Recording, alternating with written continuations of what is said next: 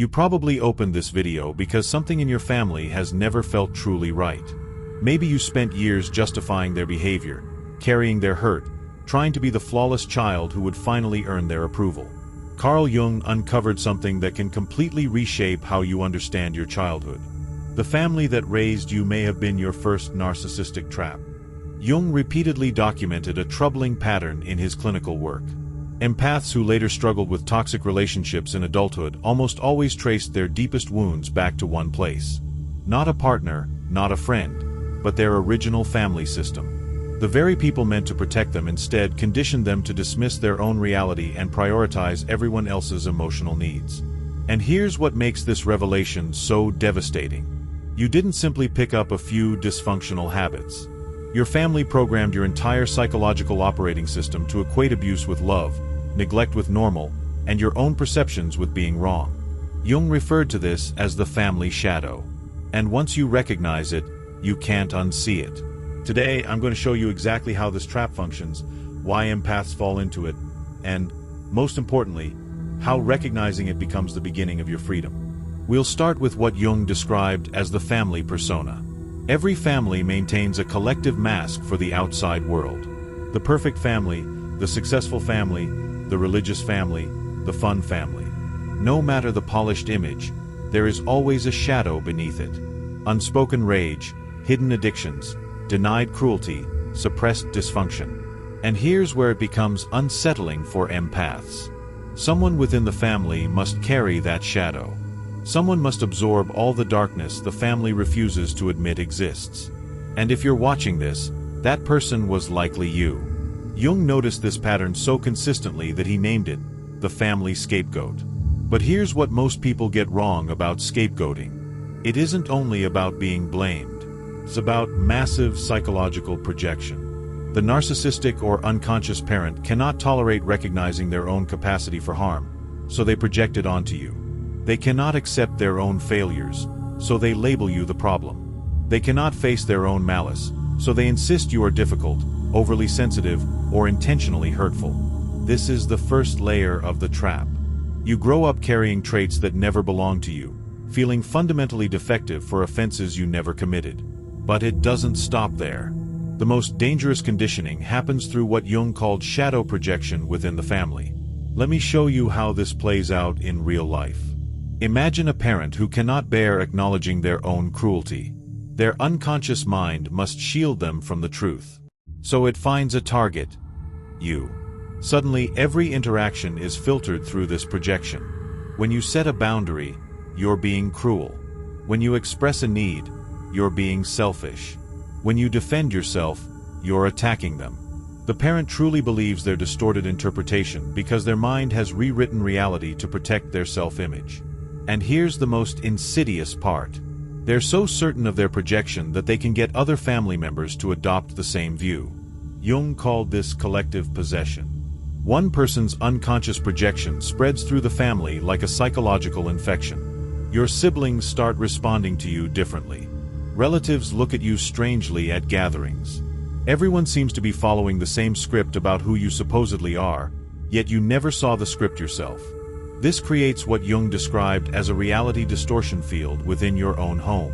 You end up living in an environment where up feels like down, black feels like white, and your authentic personality is replaced by a fictional version everyone else accepts except you. The empath's nervous system is especially vulnerable because you can sense the emotional truth beneath people's words. You feel your parents' anger even when they smile.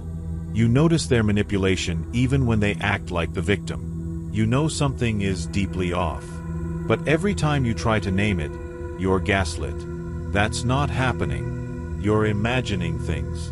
You're too sensitive. Something must be wrong with you. This leads into Jung's idea of the perfect person problem. To survive in this toxic family system, the empath makes a heartbreaking decision. They choose to become so flawless that they finally earn the love that was supposed to be unconditional. They abandon their true self and build a carefully constructed persona built entirely around meeting every expectation and emotional demand. You become the good child, the helper, the caretaker, the emotional buffer, the one who never complains, never asks for anything, never creates trouble. You learn to read every micro-expression, anticipate every mood shift, and manage every family crisis. Your identity dissolves into a role created to keep the family functioning. Here's what Jung understood that makes this so tragic. You didn't lose your authentic self because you were weak. You lost it because you were strong. Your empathic abilities made you the ideal candidate for this role. Your sensitivity helped you detect and respond to brewing dysfunction before it erupted. Your capacity for love made you willing to sacrifice yourself to keep others stable. The family system unconsciously selected you because you were able to carry what no one else could. But the role comes with a price. Jung documented this plainly. When you fully merge with your family persona, you lose contact with your inner world. You stop knowing what you truly feel, want, or need. You become so adept at absorbing everyone else's emotions that you can no longer separate your own psychological experience from everything you've taken on from others. Your boundaries begin to collapse. Your identity starts to fragment. You turn into a psychological satellite orbiting your family's needs while your own inner life starves in silence. Now let's move into the compulsion to repeat, because this is where the family trap follows you into adulthood. Jung observed something that should alarm every empath still caught in this cycle. The family system conditions you so deeply to normalize mistreatment and see yourself as the source of every problem that you unconsciously recreate the same dynamics in nearly all adult relationships. You choose partners who treat you the way your parents did. You attract friends who exploit your generosity. You end up in jobs with narcissistic bosses who use your competence while denying you recognition. This isn't unlucky. It isn't random. Your unconscious is gravitating toward familiar relational patterns because what feels familiar feels like home. Even when home was toxic, the pull is the same. This is where the trap reveals its full magnitude. Your family didn't just hurt you in the past. They programmed your psychological navigation system to keep returning to the same destination. You become an adult who unconsciously emits a signal that draws in exactly the wrong people. Narcissists can sense an unhealed family scapegoat instantly. They spot someone conditioned to question their own perceptions, absorb blame, and prioritize others long before themselves. You're not attracting these people because something is defective within you. You're attracting them because your family molded you to be the ideal target. But here is where Jung's work becomes genuinely hopeful. This isn't a sentence you're doomed to carry forever. There is a moment that changes the trajectory of everything. Jung called it the clarity event, the recognition that your family was the original blueprint for all your later trauma. And once that realization lands, the trap begins to loosen its hold. The clarity event often arrives through a betrayal. A final moment when the family's treatment becomes so unmistakable that your empathic perception overrides your lifelong habit of making excuses for them. Maybe you set a boundary and they explode, calling you selfish. Maybe you achieve something meaningful and they downplay or dismiss it. Maybe you tell them how they hurt you, and they twist it so they become the victims of your honesty. Whatever triggers it, something inside you shifts. For the first time ever, you trust your own feelings more than the narrative you were conditioned to accept. You see the narcissistic parent without the fog of projection. You recognize the enabling parent who sacrificed you to maintain peace. You understand the sibling who joined the scapegoating to protect themselves. You finally perceive the entire family system as it truly is, not as you desperately wished it were. Jung documented this moment repeatedly. He called it terrifying because it forces you to grieve the family you imagined you had while accepting the one you actually did. You must confront the truth that the people who were supposed to love you the most instead used you the most. That your childhood wasn't preparation for life but grooming for exploitation. That everything you believed about being the problem was a lie crafted to shield those who refused to face their own darkness. This realization doesn't feel like relief. It feels like death. The death of hope that they will ever change. The death of the belief that you can heal them if you just try harder. The death of the fantasy that perfect behavior will finally earn you the love you always deserved. But as Jung knew, certain illusions must die for something more authentic to come alive. This is where the internal conflict reaches its breaking point. You find yourself at a psychological crossroads that will define the rest of your life. One path is the familiar one, remaining unconsciously bonded to the toxic family system, continuing your assigned role, absorbing their projections, clinging to the hope that someday they will finally see you. This road feels safer because it's known, but it guarantees a lifetime of psychological captivity.